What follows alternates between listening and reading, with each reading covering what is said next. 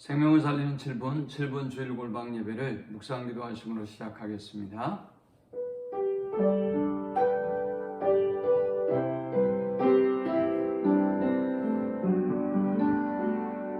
하나님 감사합니다. 새해 첫 주일을 하나님 앞에 마음과 뜻과 힘을 다해서 예배할 수 있는 은혜 주심에 감사합니다. 올 한 해도 주님의 말씀 안에 거하는 한 해가 되게 하시고 성령의 인도함 받는 한 해가 되게 하셔서 복 있는 한 해가 되도록 인도하여 주옵소서. 험난한 세상 가운데서 주의 백성들을 안전하게 지켜주시고 푸른 초장과 쉴만한 물가로 인도하여 주옵소서. 예수님의 이름으로 기도합니다. 아멘. 찬송 570장 드리겠습니다.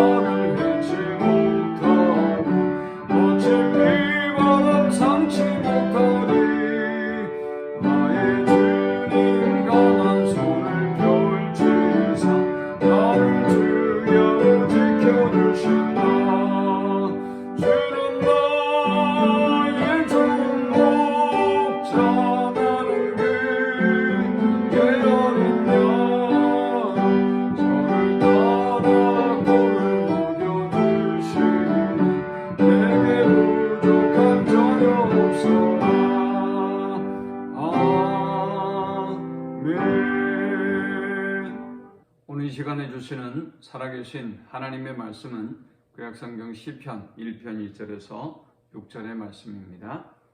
복 있는 사람은 악인들의 길을 따르지 아니하며 죄인들의 길에 서지 아니하며 오만한 자들의 자리에 앉지 아니하고 오직 여호와 율법을 즐거워하여 그의 율법을 주야로 묵상하는도다. 그는 시냇가에 심은 나무가 철을 따라 열매를 맺으며 그 잎사귀가 마르지 아니함 같으니 그가 하는 모든 일이 다 형통하리로다.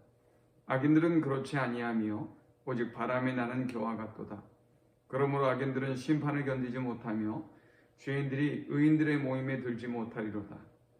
무릇 의인들의 길은 여호와께서 인정하시나 악인들의 길은 망하리로다. 아멘. 새해가 시작되었습니다. 우리는 참 많은 변화를 경험하고 있습니다. 너무나 힘든 한 해를 잘 은혜로 견디어왔고 감당해왔습니다. 삶의 터전들이 무너지고 우리가 믿었던 모든 것들이 무너지고 있는 이때에 우리는 참으로 복 있는 사람은 어떤 삶을 살아야 되는지 본문을 통해서 교훈 얻을 수 있습니다. 성경은 세상적이고 일반적인 복의 관점에서 복을 말씀하고 있지 않습니다.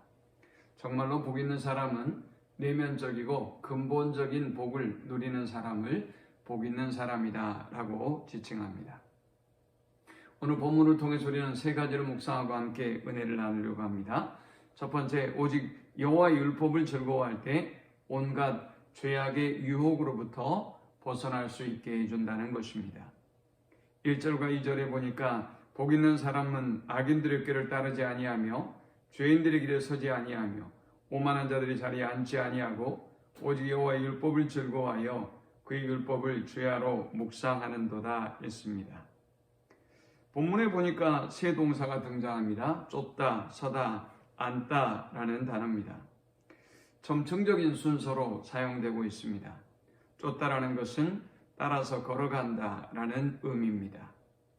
우리가 죄악의 길로 빠져들어가는 첫 단계가 바로 악인들의 꾀를 쫓는 것입니다. 그 다음 단계는 자연히 도달하게 되는 서는 단계입니다.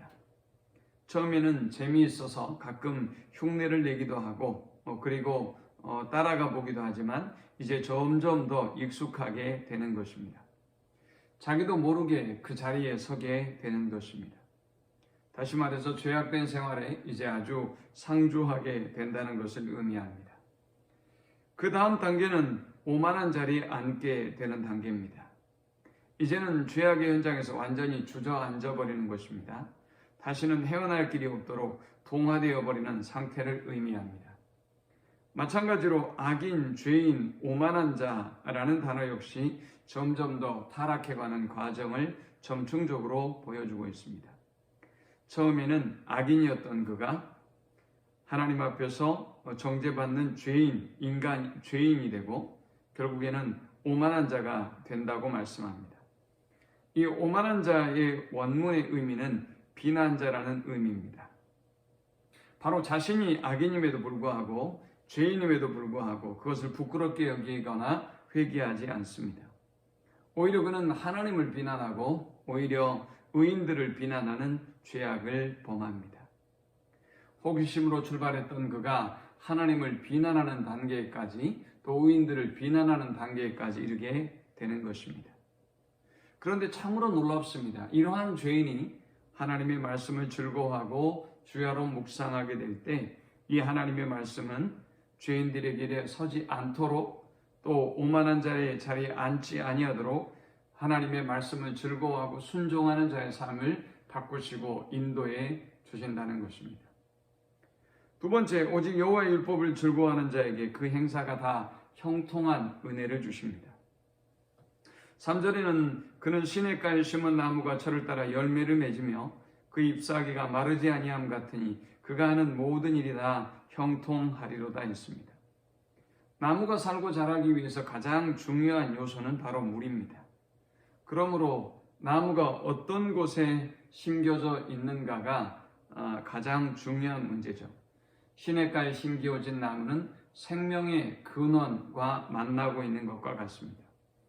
무한히 생명이 보장되고 또 성장과 열매가 보장되는 삶을 살아갈 수 있는 것입니다. 이렇게 안정된 나무는 시절을 쫓아서 계절을 따라서 자연스럽게 열매를 맺습니다. 어떤 시련과 어려움이 와도 푸르름을 간직할 수 있습니다. 인생의 문제는 어디에 심겨져 있는가에 따라 다릅니다. 여기 시냇가는 와디가 아닙니다. 이것은 아주 큰 강을 의미합니다. 여기 심었다라는 의미는 자연적인 심김을 의미하는 것이 아닙니다. 옮겨 심기운 것입니다. 하나님께서 죄인인 우리를 또 교만하고 악인이었던 우리를 옮겨 심으셔서 이렇게 때를 따라 과실을 맺고 또 잎이 푸르른 나무가 되게 하신다는 것, 놀라운 은혜가 아닐 수 없습니다. 그런데 이러한 은혜는 바로 다른 곳에서 비롯된 것이 아니라 하나님의 말씀을 즐거워하는 삶에서 비롯된다는 사실을 기억해야 합니다. 세 번째, 여호와의 율법을 즐거워하는 자의 길을 인정하시고 의인의 모임에 들게 하신다라고 하셨습니다. 악인들에 대해서는 4절에 말씀합니다. 악인들은 그렇지 아니하며 오직 바람에 나는 겨와 같도다. 그러므로 악인들은 심판을 견디지 못하며 죄인들이 의인들의 모임에 들지 못하리로다. 무릇 의인들의 길은 여호와께서 인정하시나 악인들의 길은 망하리로다 라고 말씀하셨습니다. 이 말씀은 악인이 마지막 심판의 날에 당할 일에 대해서 경고하고 있는 것입니다. 여기 바람에 나는 겨는 알곡과 쭉정이를 구별하기 위해서 추수 때 사용하는 방법입니다. 추수하는 농부는 키를 들고 아래 위로 흔들리면서 무거운 알곡은 떨어져서 키의 안쪽으로 도로 담기게 하고 반면 가벼운 쭉정이는 바람에 날아가 버리도록 하는 것입니다. 악인들은 이 심판을 견딜 수가 없습니다. 그러나 의인은 하나님께서 그의 길을 인정하시고 의인의 모임에 들게 해주신다라고 말씀하셨습니다. 의인과 악인들은 세상에 살 때 함께 섞여 삽니다. 그러나 예수께서 오실 때에는 전혀 다른 상황이, 결과가 벌어지게 됩니다. 예수께서 의인과 악인들을 갈라놓으실 때 그 어떤 악인도 견딜 수가 없습니다. 저 지옥으로 날아갈 뿐입니다. 그러나 의인들은 여호와께서 인정해 주시고 또 의인들은 그의 회중에, 그의 모임에 들게 해주신다고 말씀하셨습니다. 하나님의 말씀을 즐거워하는 자가 이렇게 놀라운 은혜를 입을 수가 있는 것입니다. 올 한 해 이 말씀을 기억하면서 시냇가에 심은 나무처럼 하나님의 말씀에 깊이 뿌리를 내리고 때를 따라 과실을 내고 또 잎이 푸르른 한 해가 될 수 있기를 주님의 이름으로 간절히 축원합니다. 하나님 감사합니다. 한 해를 시작하며 하나님의 은혜와 도움을 구합니다. 우리는 연약하여 바람에 나는 곁처럼 요동하고 흔들립니다. 오직 하나님께 깊이 뿌리를 내리게 하시고 바람에 나는 곁처럼 흔들리고 요동치 않게 하시고 잎이 푸르르고 또 때를 따라 열매 맺는 하나님 깊이 심기운 나무가 되도록 인도하여 주옵소서. 예수님의 이름으로 기도합니다. 아멘.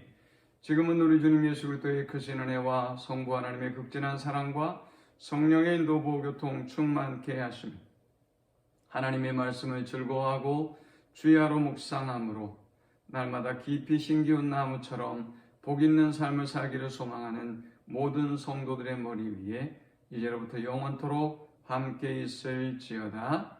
아멘.